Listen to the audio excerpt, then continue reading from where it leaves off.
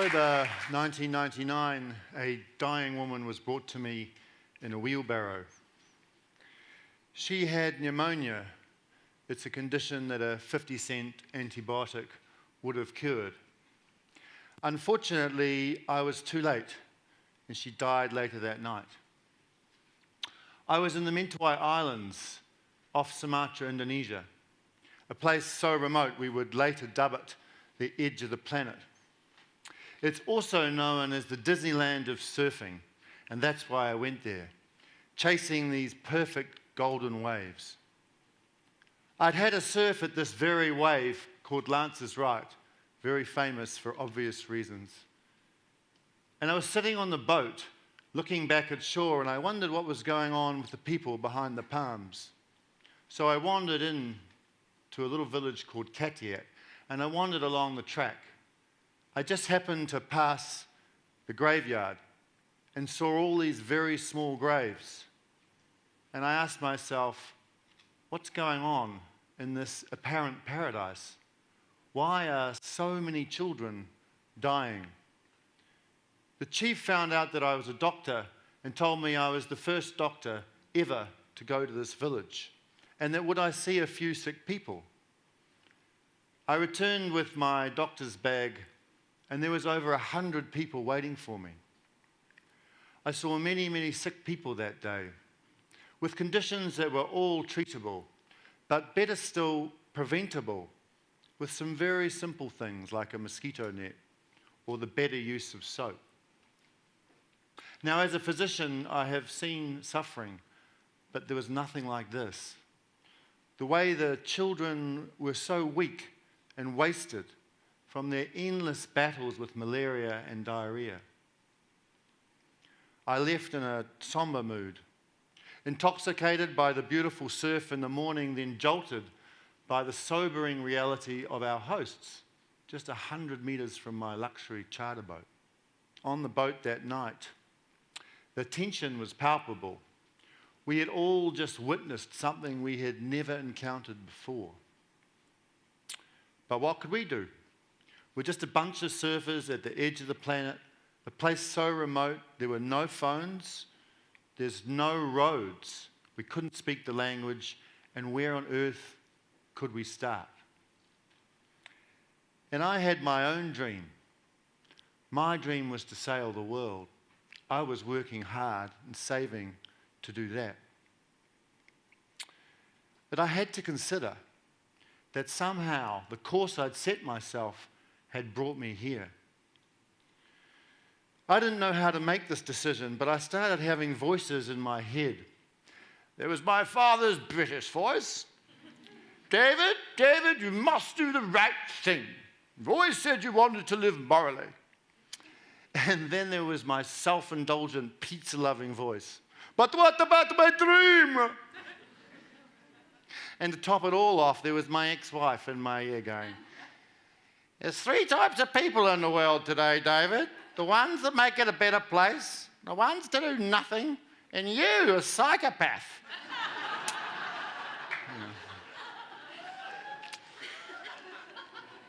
Now, look, I don't think I qualify for a psychopath. At least I hope I don't. But I had to admit, I had been an armchair humanitarian. I was on a marathon chasing down my dream. So I started to realize that I had to do something. I couldn't just sail away.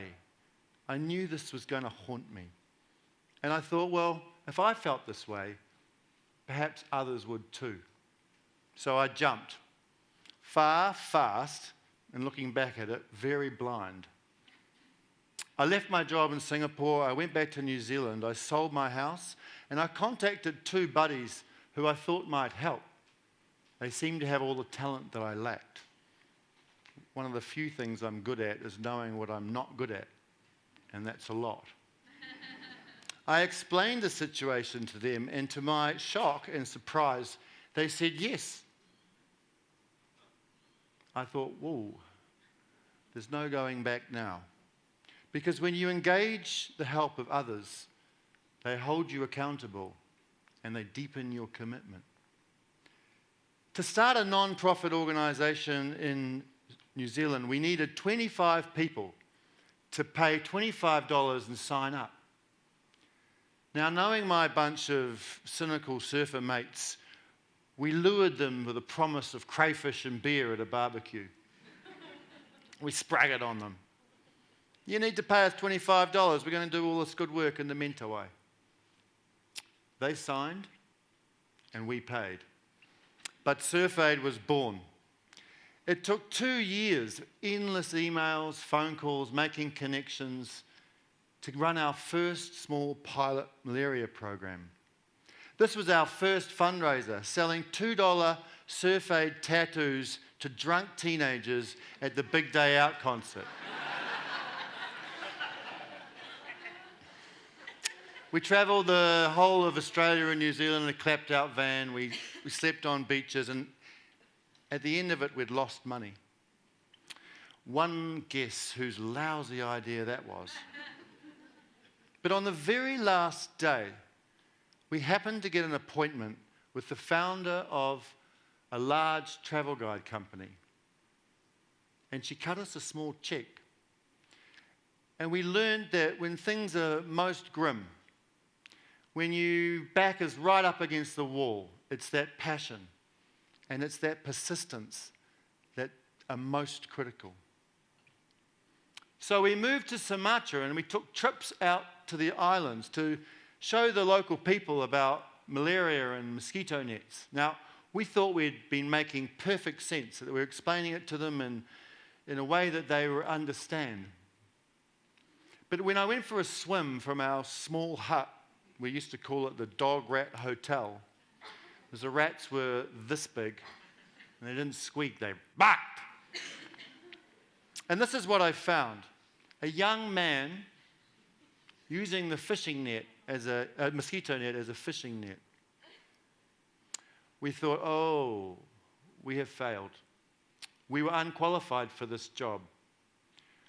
We'd failed our friends, our donors, our family, and the very people that we were trying to help.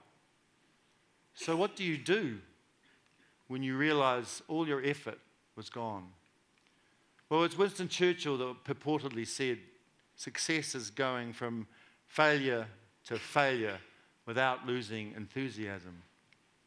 And so we held on to our mission and we learned from our mistake.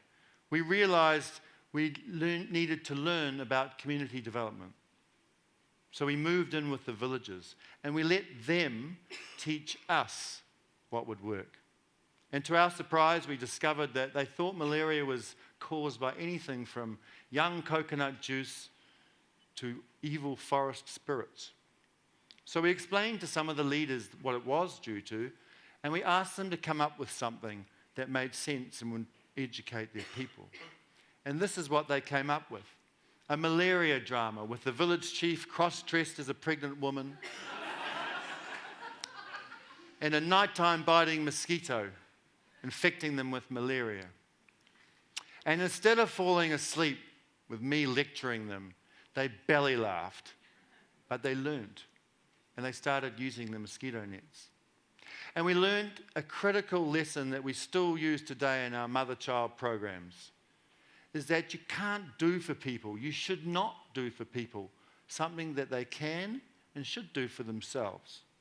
You don't empower them that way. In fact, you take power away from them. You do them harm.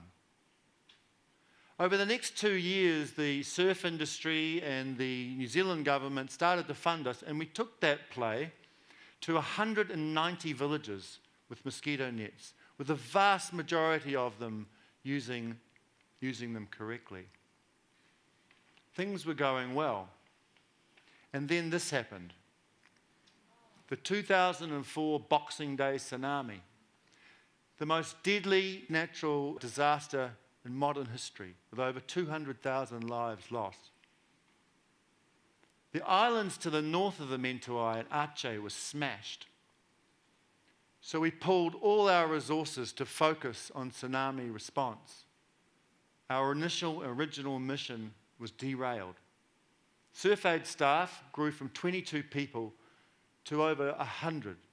And with the help of donors, the surf charter businesses, and volunteers, we took a disease epidemic prevention program, medical treatments, supplies, to the most isolated villages dotted over 1,000 miles of coastline. Not one disease epidemic broke out, and many, many lives were saved. Our credibility grew, and we won large grants from the New Zealand and Australian government to continue that work and to expand the scope of work into emergency preparedness. All of this in the most difficult of places, in the most isolated of the islands. And in 2007, the World Association of NGOs recognised our work and described us as one of the best NGOs in the world, choosing us from over 49,000 other NGOs. Things seemed to be going very, very well. But I was getting restless. We had departed from our original mission, which was focused on disease prevention for women and children. That was what I was most passionate about. So what do you do when that happens? Well, I continue to be restless and frustrated and difficult and sometimes unreasonable. I began to talk to the CEO. I joked with him that I was his Zen challenge and that he should read this book, The Power of Unreasonable People. He just shook his head and said, "Dave, I have no need to read that book. I am living it."